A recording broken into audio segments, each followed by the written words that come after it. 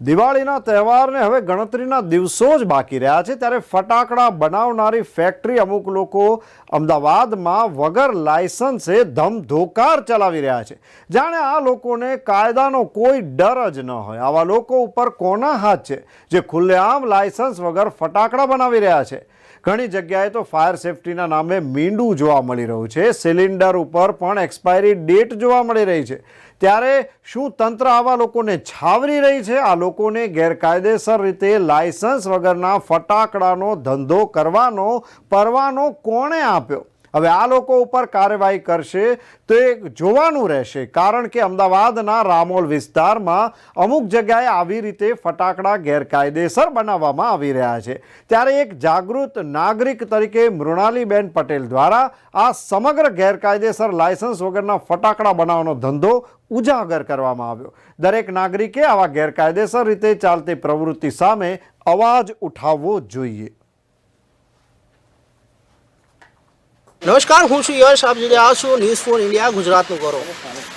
દિવાળીનો તહેવાર નજીક છે, પર્વ નજીક છે, ત્યારે ફટાકડાઓની ફેક્ટરીઓમાં જે રીતે અત્યારે હાલમાં વેપારીઓ ધંધા કરી રહ્યા છે તે પણ આપણે અમદાવાદના રામોલ વિસ્તારના વાંચ ગામ બાજુ આવ્યા છે. ત્યાં અત્યારે ફટાકડાની ફેક્ટરી જે છે ત્યાં બોમ્બ, સુતળી બોમ્બ, તારામંડળ, કોઠી જે ફટાકડા છે તે બનાવવામાં આવી રહ્યા છે. અત્યારે જે રીતે કારીગરો તમે જોઈ શકો છો કે જે રીતે અત્યારે કામ કરી રહ્યા છે, પણ સવાલ એ છે ફાયર સેફટીનો પણ સવાલ ઊભો થઈ રહ્યો છે. પણ શું સવાલ સૌથી મોટો એ કે સરકારે શું આ લોકોને લાયસન્સની પરવાનગી આપી છે? શું સરકારની જે કાગળિયા છે, ડોક્યુમેન્ટ છે, તેને લઈને આ લોકો લીગલ કામ કરી રહ્યા છે? આપણી સાથે અહીંયા જે ફેક્ટરીના જે માલિક છે તેમની સાથે આપણે વાત કરીશું. બેન, આપનું નામ શું છે? દાનાબેન સાહેબરાવ રાજપૂત. આ ફટાકડાની જો ફેક્ટરી છે એ લાયસન્સ છે આપની પાસે ચલાવવાનું? ના, આગલે વર્ષ બી ધનતેરસના દાડે આલેલું. તો લાયસન્સ નથી તો તમે કઈ રીતે બિઝનેસ કરી શકો, ધંધો કઈ રીતે કરી શકો છો? પેટ ભરવા માટે તો ગમે એ નોલેજ ના હોય તો પેટ ભરવા માટે તો ધંધો આની રાખે ને. આની માટે કોઈ અધિકારીને તો મળવું જોઈએ ને તમારે કે લાયસન્સ નથી. આના પહેલા 3 મહિના પહેલા બી તમે વાત કરી શકો છો અધિકારીને. ના, અમે રામોલ પોલીસ સ્ટેશને આલેલું, 2 વખત લાયસન્સ આલેલો. એ નવા કાયદા કાઢે એટલે. કોને આપ્યું હતું? હા, રામોલ પોલીસ સ્ટેશનમાં કોને આપ્યું હતું? પણ એ ત્યાં ઉપરથી કમિશનમાંથી લખીને આલે એટલા કાગળિયા નહીં હોતા. એટલા કાગળિયા કરતા લોકો એક કામ કાગળિયાને લીધે 2 મહિના 3 મહિના થઈ જાય, અઠવાડિયા 15 દાડા થઈ જાય. અમે શું કરીએ? કયા કાગળિયા નથી હોતા?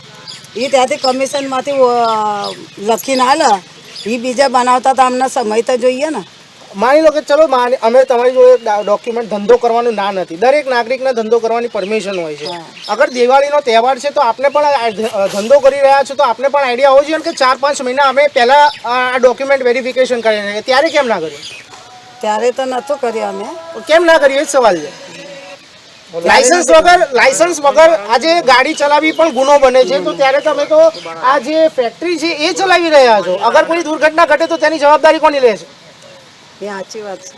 એ અમારી ભૂલ કહેવાય. અમારે અત્યારે સુધી બંધ જ હતું. અત્યારે તો બંધ હતું તો ચાલુ શું કામ કર્યું? દિવાળી પછી જ દિવાળી કરાવવા જ અમે ચાલુ કર્યું. પણ એમની કોઈ ઘટના બનશે તો તેની જવાબદારી કોની? તમારી જોડે લીગલ લાયસન્સ, લીગલ ડોક્યુમેન્ટ પણ નથી.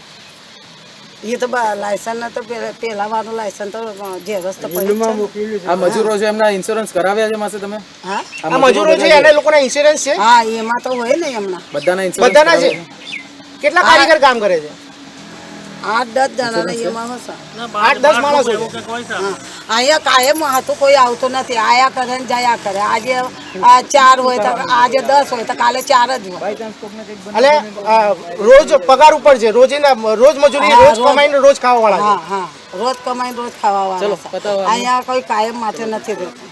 આયા કરે ને જાયા કરે. તો ચોક્કસપણે અત્યારે હાલમાં ફેક્ટરીની જે જગ્યા છે તમને બતાવી દઉં કે કેમેરામેનને કહીશ કે આ પૂરી જગ્યા બતાવે ત્યાં કઈ રીતે દારૂખાનું પડ્યું છે. પાણીની ટાંકી છે અને ત્યાં પાણીની ટાંકીની અંદર પણ દારૂખાનું આપણે જોઈશું, કારણ કે આપણી સાથે જે આવ્યા છે એક નાગરિક, તેમણે કીધું કે પાણીની અંદર પણ દારૂખાનું પડ્યું છે. જો કે પાણી આગ લગાવવા માટેનું હોય છે, બુઝાવવા માટેનું હોય છે, પણ દારૂખાનું પડ્યું છે તો સ્વાભાવિક છે કે વસ્તુ આગ પકડી શકે છે. દારૂખાનું છે તે આગ પકડી શકે છે. તો ચોક્કસપણે કેમેરામેનને કહીશ કે અહીંયા જે પાણીની ટાંકી છે તેની અંદર પણ દારૂખાનું નો જે ભૂકો છે તે પણ પાણીની અંદર પડ્યો છે, પાણી ઓલવવા માટેનું હોય છે. ત્યારે હવે સવાલ એ છે કે સરકાર આની ઉપર શું એક્શન લેશે, પોલીસ શું એક્શન લેશે, તંત્ર શું એક્શન લેશે તે જોવાનું રહેશે. એ સાથે એક બીજા ઓનર્સ જોડાયા છે ફેક્ટરીના. આપનું શું નામ છે? મારું નામ યતિન અશોકભાઈ શર્મા. યતિનભાઈ, આપની સાથે અત્યારે આપ ફેક્ટરી ચલાવી રહ્યા છો, ફટાકડાનો તહેવાર નજીક છે. કેટલા કારીગરો કામ કરે છે? મારી જોડે 8 થી 9 કારીગરો કામ કરી રહ્યા છે. એ લોકોના ઇન્સ્યોરન્સ છે? ઇન્સ્યોરન્સની બધી કોપીઓ છે સર. આપની પાસે લાયસન્સ છે? લાયસન્સ છે મારી જોડે. જે ફાયર બ્રિગેડની જે સેફટી રાખવાની હોય છે બિઝનેસની અંદર, કારણ કે ફટાકડાનો બિઝનેસ છે, તો અમારા ધ્યાને એવું આવ્યું છે કે જે સિલિન્ડર પડ્યા છે તે એક્સપાયર થયેલા છે. એકચ્યુઅલી સાહેબ કે સિલિન્ડરો અમે ઓલરેડી ટેસ્ટિંગ કર્યા હતા. ટેસ્ટિંગ કર્યા બાદ હમણાં અમને રિવ્યુ કરવા માટે એને મૂકેલા છે. પણ આ પ્રોસેસ તમે પહેલા પણ કરી શકતા હતા. એટલે સાહેબ હવે એવું થયું કે ચેક કરી લઈએ તો ના, પણ કોઈ ઘટના ઘટે તો આ તો ના ઉડાવ જવાબ થયો ને. એના માટે તો સાહેબ અમે પહેલાથી સેફટી કરીને જગ્યાએ ડ્રમ મૂકેલા છે.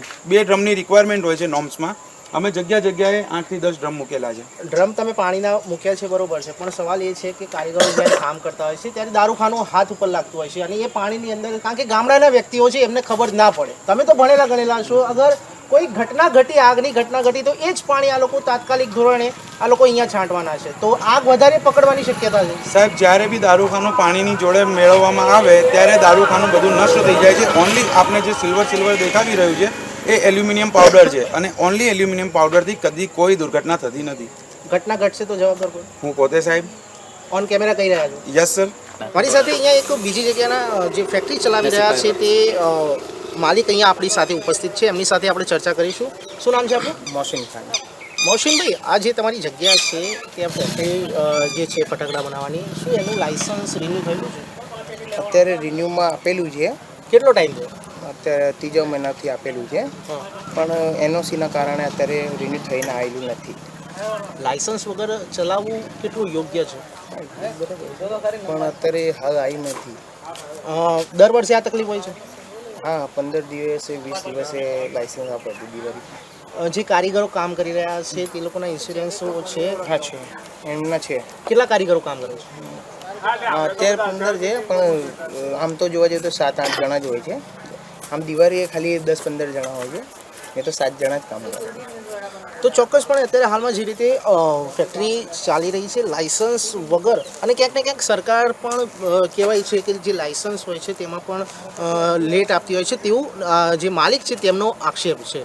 પણ હવે સવાલ એ છે કે લાયસન્સ વગર જે ફેક્ટરી ફટાકડાની છે તે ચલાવવું કેટલું યોગ્ય છે. તો જે રીતે અત્યારે હાલમાં આપણે વાંચ ગામને અંદર આવ્યા છીએ, અલગ અલગ ફેક્ટરીઓની મુલાકાતે છીએ, ત્યારે ન્યૂઝ ફોર ઇન્ડિયાના ધ્યાને એક સિલિન્ડર એવું મળ્યું છે કે જે ફાયર સેફટીના નામે ખાલી મીંડું જોવા મળી રહ્યું છે. અહીંયા મેન્યુફેક્ચરિંગ ડેટ તો આપી છે, પણ જે એક્સપાયર ડેટ છે તે નથી આપી રહી. તો સવાલ ક્યાંક એ ઊભો થાય છે કે ફાયર સેફટીના નામે ખાલી સિલિન્ડરો મૂકવામાં આવ્યા છે, તો હવે અધિકારી અને તંત્ર ક્યારે જાગશે?